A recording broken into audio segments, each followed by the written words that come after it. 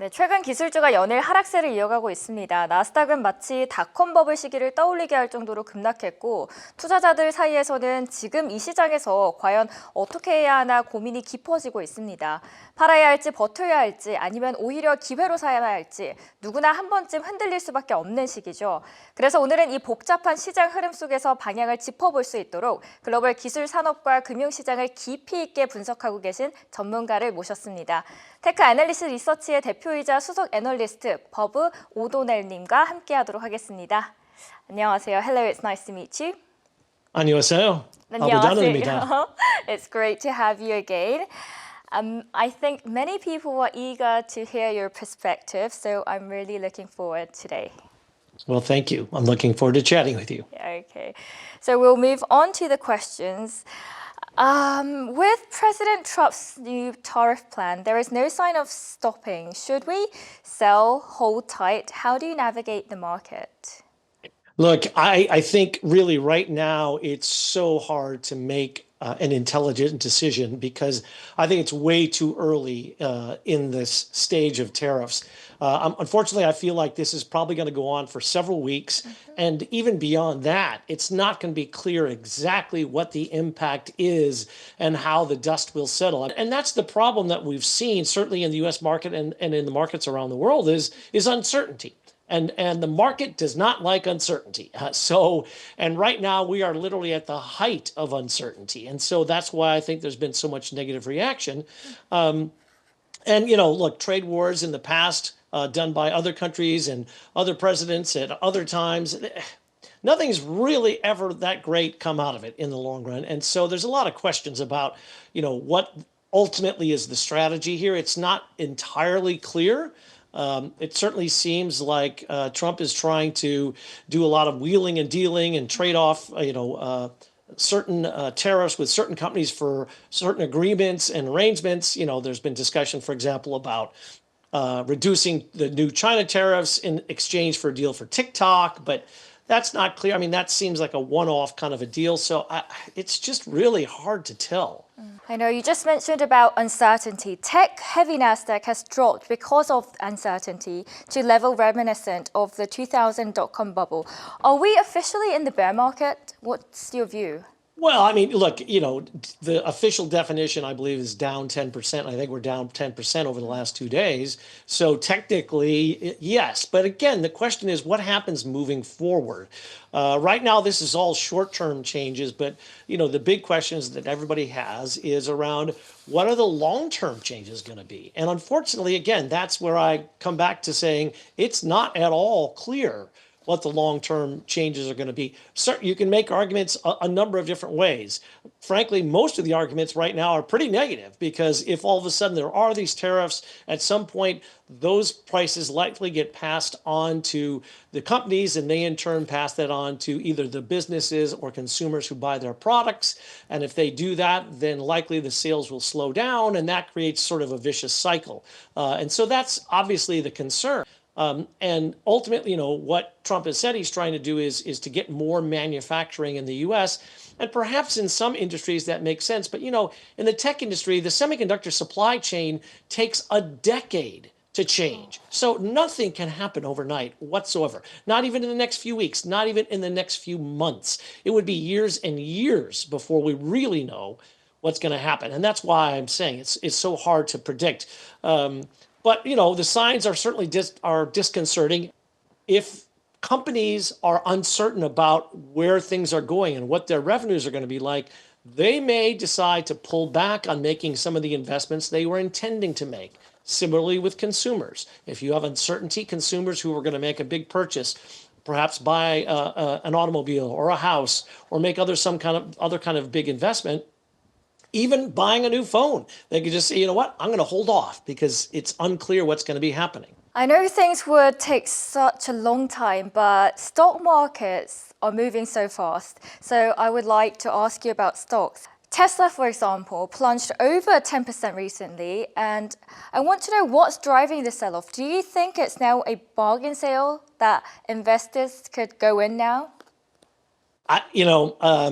Again, I'm an industry analyst, not a financial analyst. So picking particular stocks is a bit of a challenge, but I will say this. Look, right now what we're seeing is an enormous backlash against Elon Musk and anything he gets associated with, at least here in the US, and apparently in other parts of the world as well. And so as a result, there's a lot of people who most closely associate Tesla with Musk. And as a result, we've seen shipment numbers dropped last quarter, as they announced, for the first time in a very long time. And the expectation those shipment numbers will continue to drop. So that's a problem. There's also the question of tariffs, because, of course, a lot of the parts in automotive and the tech parts in particular, the semiconductors, are made elsewhere. That would imply additional fees and costs to Tesla, which in turn would raise the prices of their cars. That would potentially be bad. But a lot of it is just people being very upset and frustrated, certainly here in the US, with what Elon Musk has been doing around his government-related activities, and that's spilling over into Tesla. And it's not clear how this is going to play out, but a lot of the signs certainly don't look great in the near term. Microsoft is reportedly halting some data center projects, combined with growing AI bubble concerns. Do you see this as a serious signal? How do you look? It's an interesting question, and of course, it's not a great signal, right? If the company is indeed slowing some of their investments. At the same time, what I think it really is, and what drove it, was more of a reality check to say people are adopting AI in the enterprise. Consumers are adopting AI, but the pace of adoption has slowed somewhat. We saw very early a rush to people adopting AI. And then things started to slow down a little bit as companies realized, hey, this is really hard, it's expensive, and it's going to take a while for us to really figure out how to best integrate it. So maybe we don't move quite as fast as we have been doing. And of course, the market itself, the products and services regarding AI have been evolving at an unbelievably rapid pace. So you put that all together and you can imagine that Microsoft is saying, well, it could be that some of the early demand that we predicted will come, but it's just going to come at a later time. And I think that's probably what triggered this. And it's interesting, I can tell you, I did a survey on how companies in the US were deploying generative AI. And this survey was actually fielded a while, it was last year.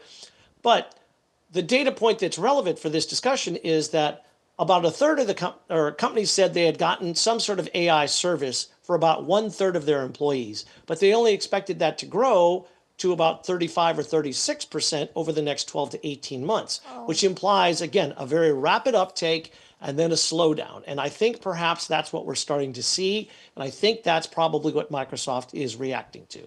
Oh, you just said that consumers are starting to adopt AI as well. We're witnessing a new wave in AI as well, moving from word to visual, especially with things like Zebra image generating taking off. This seems to be fueling another semiconductor boom. What's your take on this AI surge regarding ChatGPT? Well, right now everybody's, really enjoying the images that this new ChatGPT feature can create. And of course, Google's got new capabilities. We're seeing Amazon with their new models offer new capabilities. So there's an absolute explosion of advancements in the world of AI products and services, as I briefly mentioned earlier. And so these services are getting better and better and better, and people are fascinated with this, and they're really enjoying it. To be honest with you, though, that particular piece of it feels more like a bubble, right? I mean, people are trying it, they're making a bunch of images, but they're not going to keep doing that forever. At a certain point, they're going to just start to, do that on an occasional basis. One of the biggest questions around Intel is how it can turn its data center business. You were there on the first speech on new CEO. Can Intel regain its edge? Can it become the big player? It's a great question. I mean, I was there and I saw Lip-Butan's, the new Intel CEO's first speech as Intel CEO. But of course, look, he's a silicon industry veteran and he knows the foundry business and he knows product business. He previously had been, for a long time, was the CEO of a company called Cadence. And Cadence isn't exactly a household name, but they're incredibly important in the chip business because they create the software that chip designers use to design their chips, as well as that as the systems, and they also have some other IP and other capabilities. But the net of it is they work extremely closely both with the companies that build the chips, like the TSMCs and the Samsungs and the Intel foundries of the world, as well as companies like NVIDIA and Qualcomm, and other companies who design these chips, and companies like ARM, for example, who create these cores that other companies are using. So his experience there makes him very well positioned for Intel to keep playing both as a product company and as a foundry company. Now, that's not very different than what Pat Gelsinger, the previous CEO, had talked about. But I think the expectation is that Lip Bhutan is going to make some hard decisions on cutting certain things that Gelsinger wasn't willing to make just yet. And that's what the market expects to see. So to answer your question in it's sort of a roundabout way, I do think Intel has the opportunity. And frankly, for the US semiconductor industry, they're absolutely essential. And so I think it's going to be critical that the Intel foundry business can continue. Now, at some point, there's been a lot of talk about how Intel may sell that off, and that's fine, but it's not in any position to do that. It's going to take a couple of years to get the financials in better shape before something like that could happen. But net, we're in a world now where semiconductors are powering almost everything, whether it's the TVs or the screens or the phones we're watching this interview on, the cars we drive in, the refrigerators, the home appliances we all use to cook and eat and store our food, everything has got semiconductors in it. And so it's critical to have a broad supply of semiconductors from a lot of different companies that are geographically diverse because of natural disasters, geopolitical tensions, and concerns about wars and other battles that could happen. So yet we have to have access to those chips.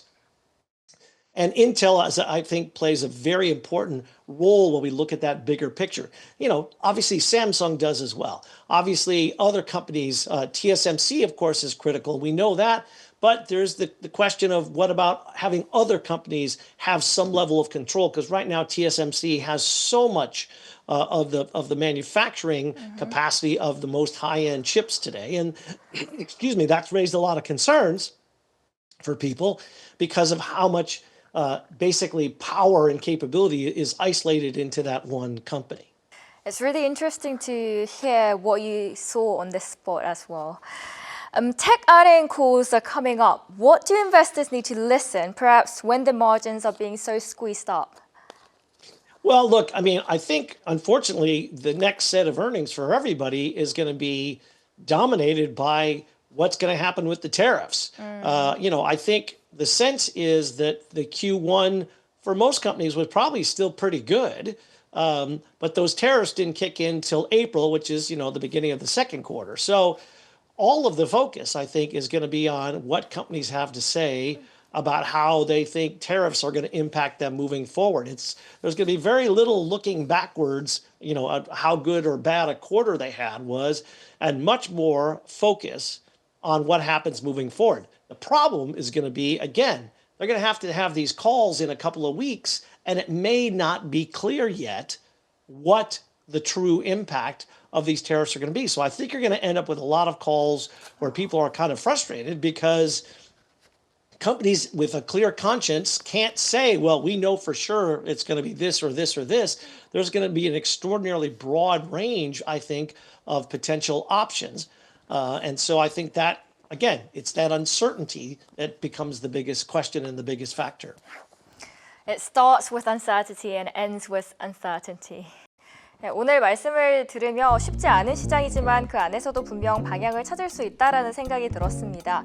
단기적인 변동성에 흔들리기보다는 큰 그림을 보고 전략을 세우는 것도 그 어느 때보다 중요해 보이는데요. 귀한 시간 내주신 오도넬 대표님께 다시 한번 감사드리면서 시청자 여러분께서도 도움이 되는 시간이었길 바랍니다. 앞으로도 시장 흐름 함께 짚어가며 현명한 투자 결정에 힘이 되는 정보 전해드리도록 하겠습니다. 오늘도 시청해주신 여러분 고맙습니다.